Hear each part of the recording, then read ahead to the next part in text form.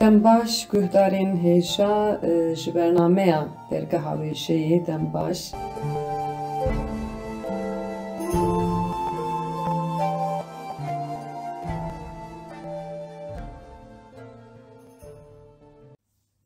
Ji bernameya dergeha wêjeyê dem baş guhdarên hêja bi bernameyekê nû ez li pêşberî we me. Ez Roza Metîna di vê bernameyê de jî ez ê balê bikişînim ser helbestê, di heman demê de jî balê bikişînim ser çîroka Rojda Şükran Karaş a bi navê Hejmar û Lorî dîsa çend meselokên ku berhevkariya wê Ahmet Yalçın Xaya kiriye. Belê dema ku em li helbestê dinêre em dikarin bêjin yanî helbest xwedî wateyeke berfireh e yanî gelek kes em bêjin helbestê bi awayekî cuda pênase dike em dikarin bêjin yanî evîn em dikarin bêjin ravekirina hestan em dikarin bêjin pêşketina raman û fikrê mirovayê heman demê de jî yek ji eynika civakê ye helbest. Me got gelek helbestkara gelek kesî li gor xwe pênaseya helbestê kirî ji vana yek Pablo Neruda ye. Dibêje ji amûrên guhertina dinyayê yek jê helbest e. Mirov bi helbestê cih û şêwe dibîne, helbest sanîna mirov bi pêş ve dibe, bi mirovan hestên nû û xesletên nû dide qesençkirin. Wê demê em dikarin ji vî jî vê peyamê derxin de heman demê de jî helbest sedema guhertina jiyana mirova yanî helbest kesayeta mirovan de jî gelek carî dibe sedema guhertinê. Elbet bandorên helbestê jî gelekin yanî bandorên li ser bîr û baweriyê dike, li ser ziman dike, li ser hestê mirova dike. Em dikarin bêjin li ser siberoja mirova jî dike yanî li ser derûniya mirova dike, li ser em bêjin teşeya jiyana mirova dike û em dikarin bêjin bi rastî jî yanî di nava civakê de jî rol û misyoneke berfireh ya helbestê heye yanî yek ji cûreyên herî girîngê wêjeyê yê hunerê ye ji xwe huner yek ji cûreyên hunerê jî ji xwe wêjeyê yek ji cûreyên wêjeyê jî helbest gelek cara wexta em lê dinêrin gelek kesên ku bi helbestê dest pêkirin dikarin romanê binivîse dikarin çîroka binivîse lê wexta tu carna kesên ku çîrokan pir baş dinivîs romana pir baş dinivîse wexta li helbestê ve digere lê dihulkime yanî em dikarin bêjin helbest bi rastî jî yek ji cûreyê herî zehmet yê wêjeyê ye. Bandor li ser zanistê jî dikin. Tam li helbestê dinêre bi rastî jî gelek bûyerên civakî têde hene. Gelek em bêjin bîr û bawerî em bêjin dîrok têde veşartî, çand û huner têde veşartiye, zanist têde veşartiye. Ew jî hatîbûna mirovan, zîrektiya mirovan têde veşartî ji ber ku hunereke bi rastî jî û hostetiyekê dixwaze. Yanî li hev hatina peyvayê em bêjin honandina bêjin bûyerekê heman demê de jî yanî hunera avakirina hevokayê ji ber wî havî girîng yanî helbest bi rastî jî girîng û xwediyê taybetmendî û hunereke gelekî giranbihayê de heman demê de ji wexta em lê dinêrin bandoreke mezin li ser xeyalê mirova jî dikin. Yanî lêgerîneke jî, lêkolîneke jî ew hestên lêgerînê û lêkolînê jî bi mirovan pêş dixe bi rastî jî. Helbest bi rêw û rêbazeke hîskirina azadiyê ye jî.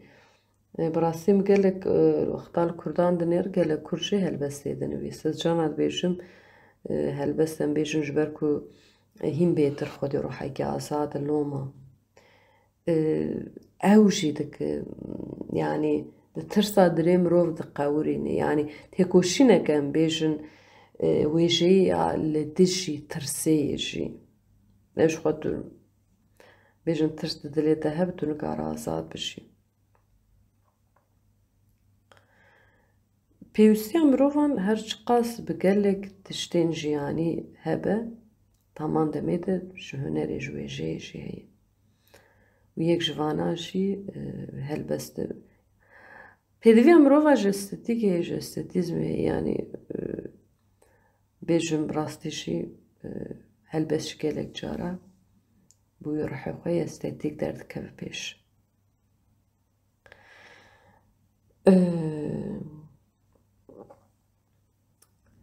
گلک جارا هلبس وکی آموره که پروپاگاندا ایجادی بکارانی. مثل وقتام لگلک او هلبس مایوسکوفسکی دنیرن دلینی رو پروپاگاندا یا لینین گریه. هنره که مزن براستی جی. یعنی بکارانی نا پیوی یاد هلبس دیده هنره که دخوازه. افراندنا خیالان یاد هلبس دیده هنره که دخوازه.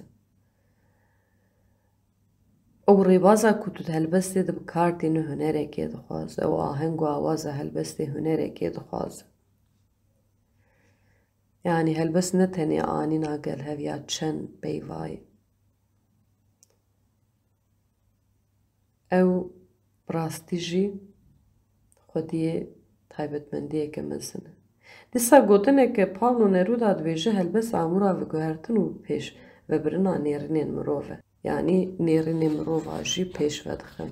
یعنی وی آسویا نیرنین تا برفرهتر دکه. رولا هلبس دیاد پیش خستنا مروف ده براستی جی هیجای و گوتنه یا.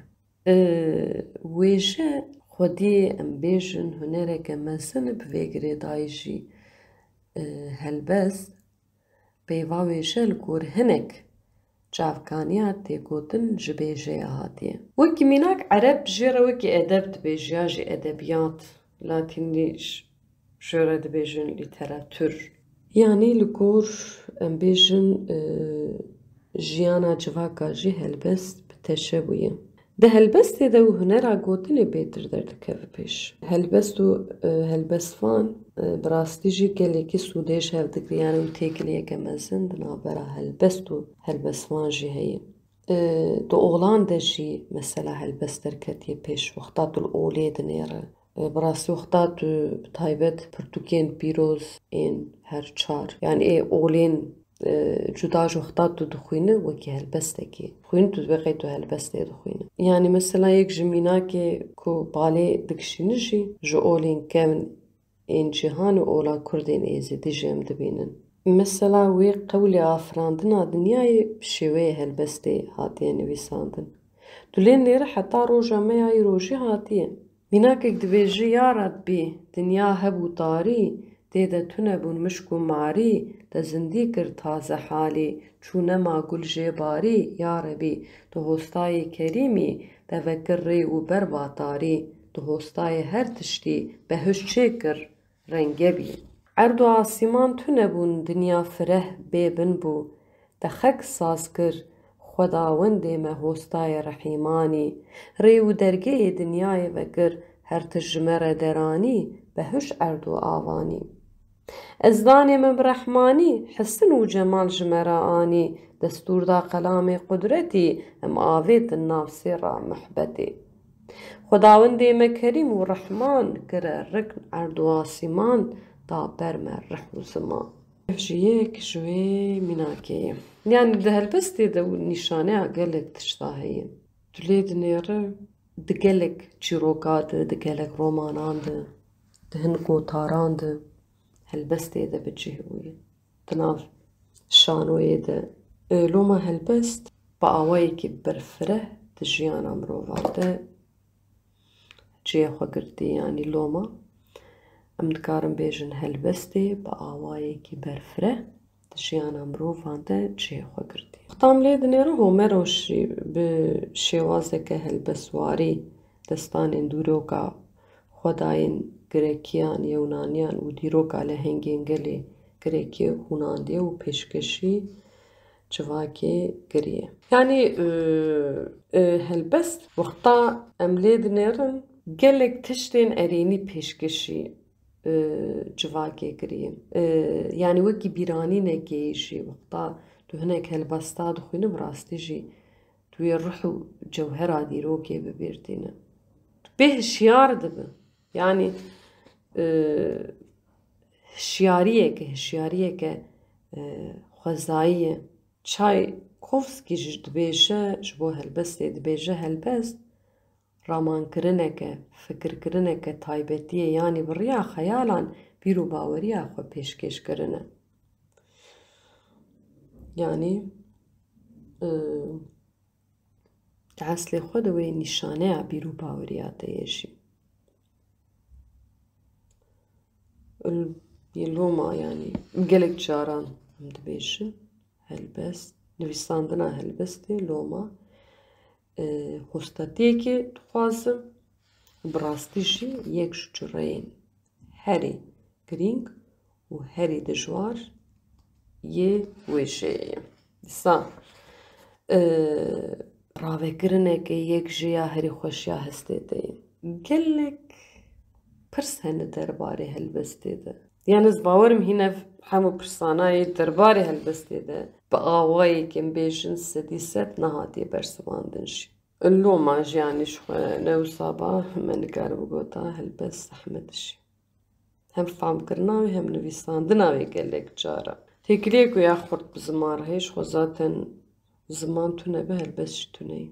Yani ji ber wî hawî em dibêjin bi rastî jî nivîsandina helbestê ya bi zimanê dayîkê gelekî girîng ji ber ku ew dike yani tu ji kîja zimanî binivîsî tu xizmetê ji zimanî dike.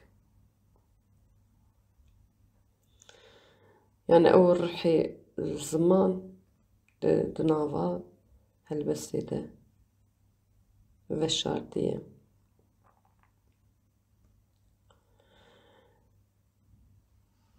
Yani tenê em nikarin xeyalekê pênase bikin ya ji peyvekê ya ji gotinekê.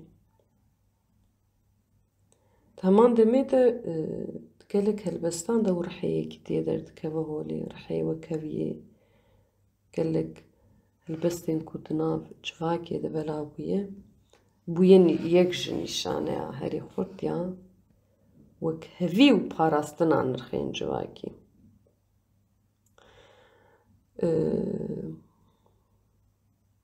Ew ahenga hestê mirova ye. Yek ji têgeha parastina çand û hunera gelayê loma jî divê mirov qîmeta helbestê bizanibe. Yani bi taybet jî helbestên ku bi zimanê dayîkê tê nivîsandin.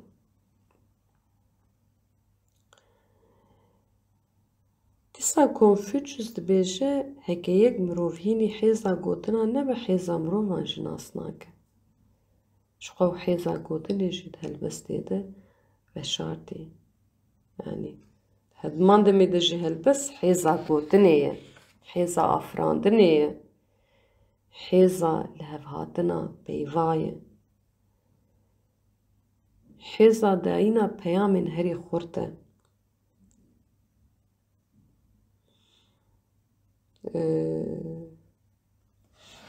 Loma jî ew naskirina helbestê, pênasekirina helbestê, belavkirina helbestê di nava civakê de xwedî çiyekî taybet e. Belê guhdarên hêja mixwest ez hinekî balê bikişînim ser helbestê niha jî dixwazim çîroka ku rojda Şükran Karaş bu zaroka nivîsandî were parve bikim hejmar û lorî.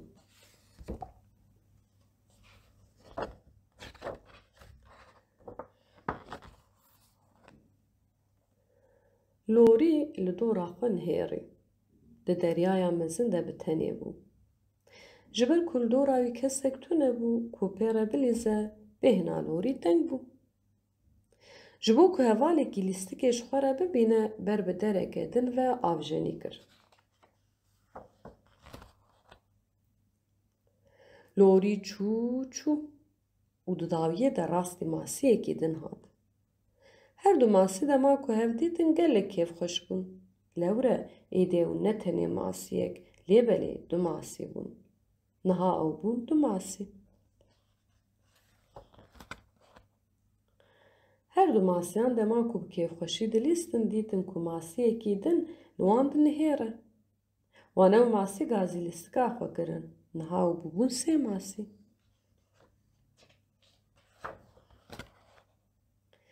Masiyan biryar dan ku lîstika veşar tonekê bilîzin. Yek ji masiyan wek hemalk hilbijardin. Lorî ku xwe ji masiyê hemalk vedişar li masiyekî pembe ket. Lorî ji masiyê zer lêborîna xwe xwist û jê re qala lîstikê kir. Masiyê zer got: Ez jî dixwazim bilîzim. Niha û bûn 4 masî. 4 masiyan dema ku bi dilxweşî dilîstin masiyekî din hat bawan. Ew jî tavilê tev li lîstikê bû. Niha û bûn 5 masî.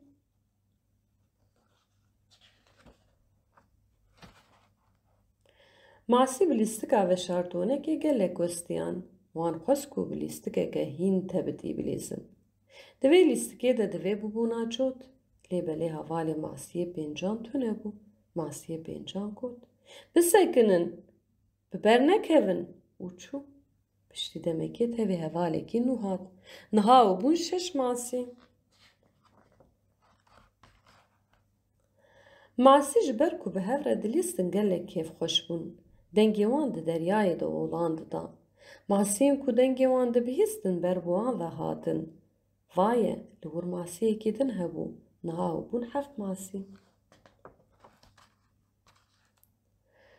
Masî bi kelecanî li benda masiyên nû man û ev li bendê mayîn êdî ji wan re wek lîstikekê bû. Kîjan masî masiyekî nû bidîta wê puan bigirta. Yek ji masiyan qêriya: Vaye, masiyekî nû. Niha ew bûn 8 masî.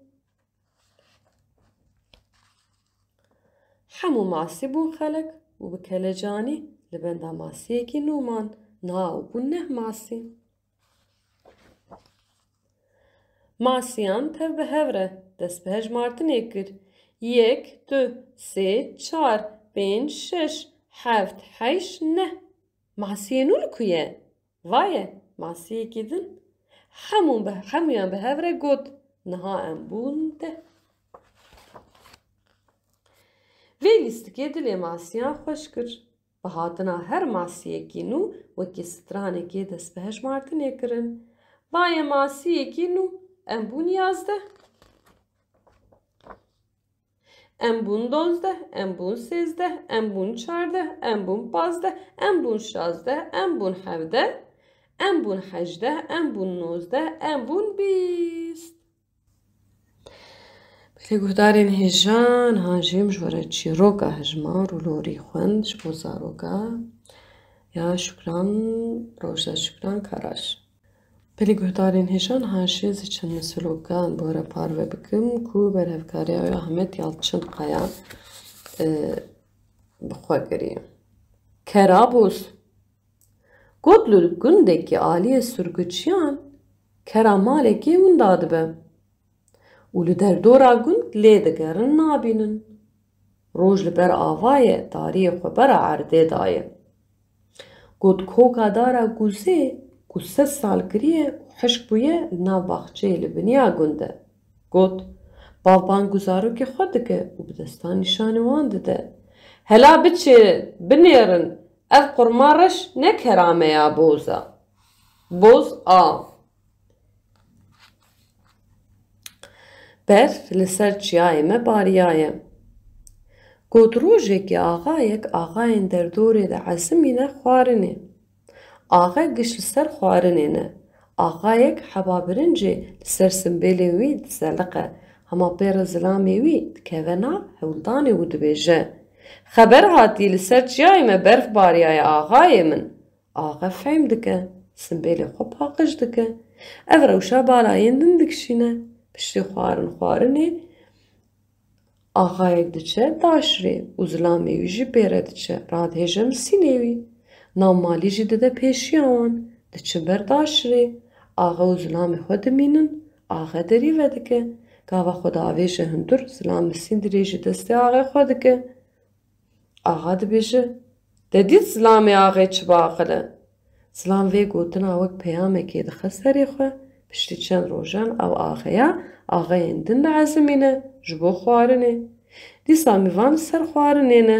لی زلام آغای مازوبان او پیام آغای وی هر دستراده و الهیویا کو تشتک بقومه کو هنراخو نشان بده چما دا ما آغا دو و دخوا سنبیلی وی ناکه و ناف دو و سنبیلی وی سپی ناکه زلام آغای بکله جان و هما دا جیده ده بیشه آغای من تشتیل داشری توالت دناف سنبیلین دده بلی گهدارین هیشا از هاتم داویا برنامه اخوه و برنامه دشیم بالکشان سر هلبستی چیروکا زاروکا و دو مسلوکی کو برهفکاری Ahmet Yalçınkaya bu gelek براستیشی او مسلوکین دوی برهمی ده چی دکره خودی پیام واتین گرینگش خواه تانی دو مسلوک مشوره خوانده البت مسلوکی دنیشی نها هیجای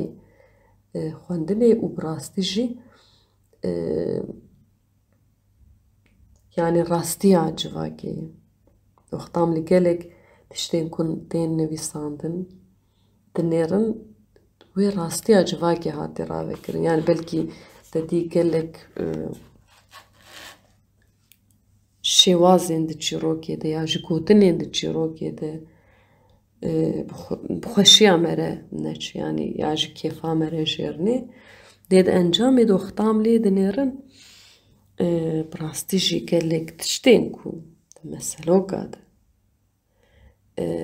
وی راستیان چواکیشی رادخینه پیش جاوا کی راستیان بیشن آخا و غلام خواه بلی گهدارین هیشا ساتم داویا برنامه خواه هیوی دکم وجوی برنامه سودک ورگرتبم حتی دمک دنی بمین خیر و خوشیه ده